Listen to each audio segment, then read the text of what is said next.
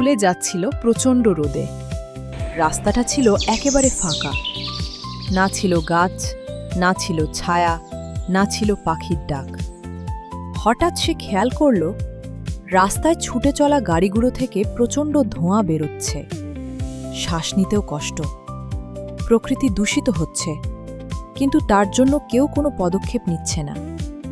রিয়ার মনটা ভারী হয়ে গেল। তখন রিয়ার হঠাৎও মনে পড়ল তার দাদুর বলা কথা, একটা গাছই সব বদলে দিতে পারে। সে ভাবল, সবাই না করুক, আমি তো শুরু করতে পারি।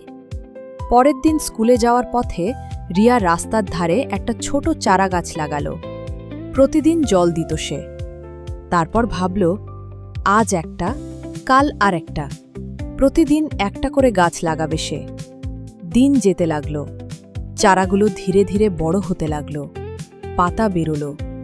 রাস্তায় একটু একটু করে সবুজ ফিরতে শুরু করল। একদিন কয়েকজন মানুষ রিয়াকে গাছ লাগাতে দেখল। তারা প্রশ্ন করল। রিয়া হাসি মুখে বলল, গাছ না থাকলে আমরা থাকব কি করে? কথাটা তাদের মনে লাগল। পরের দিন একজন এলো, তারপর আরেকজন। ধীরে ধীরে অনেকেই রিয়ার সঙ্গে যোগ দিল। সবাই মিলে রাস্তার ধারে গাছ লাগাতে লাগল। কিছুদিন পর রাস্তায় ছায়া পড়ল। হাওয়া ঠান্ডা হলো। পাখিরা ফিরে এলো। মানুষ গাছের তলায় বসে বিশ্রাম নিতে লাগল। রিয়া হাসল, কারণ একটা ছোট ভাবনা আর কয়েকটা ছোট গাছ শুরু করেছিল একটা বড় পরিবর্তন।